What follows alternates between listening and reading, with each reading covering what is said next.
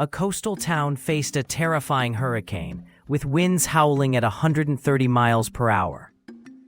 Experts demonstrated essential skills for securing homes, like boarding windows and creating an emergency kit with food, water, and first aid. As storm surges approached, they taught how to identify safe locations in your home, emphasizing how to stay above flood levels. Despite the chaos, the team showed how to navigate rising waters safely using improvised flotation devices. Finally, they highlighted the importance of a communication plan to stay connected with loved ones during the storm's fury.